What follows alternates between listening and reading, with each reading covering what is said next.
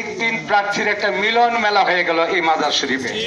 এই যে মিলন মেলা, এটাই রাজনীতির একটা বড় দিক, সৌন্দর্য, যে আমরা কখনো কখনো কখনো পাঠ হয়ে যাব, আবার দলের প্রশ্নে ঐক্যবদ্ধ হয়ে যাব।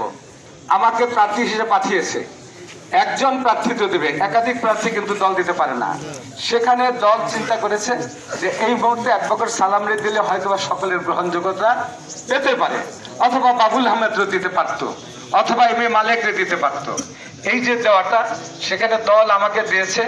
এখানেই আমার সার্থকতা যে আজকে আপনারা সকলেই আমার ডাকে অথবা আমার প্রতি বা দলের প্রতি, কারণ এখানে ব্যক্তির সালাম দালায় নাই। আপনারা যখন ভোট কেন্দ্রে ভোট দিতে যাবেন, ওই ভোট কেন্দ্রের প্রতীকের মধ্যে অ্যাডভোকেট সালামের ছবি দেখবেন, সেখানে কার ছবিটা থাকবে?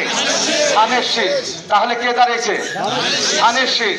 সেখানে সমস্ত মতভেদ ভুলে গিয়ে, সবকিছু ভুলে গিয়ে দলের সাথে, দেশের সাথে, যে নেত্রী জীবনটা 41টা বছর এই দলের জন্য জীবনটাকে অর্পণ করে দিয়ে গেলেন, যে নেতা ভারপ্রাপ্ত চেয়ারম্যান, বর্তমানে চেয়ারম্যান জনরল তারেক রহমান মায়ের পথ অনুসরণ করেছেন বলে 17টি বছর তার নির্বাসনে থাকতে হয়েছে। সমস্ত কিছুর মূলে ছিল একটি নির্বাচন।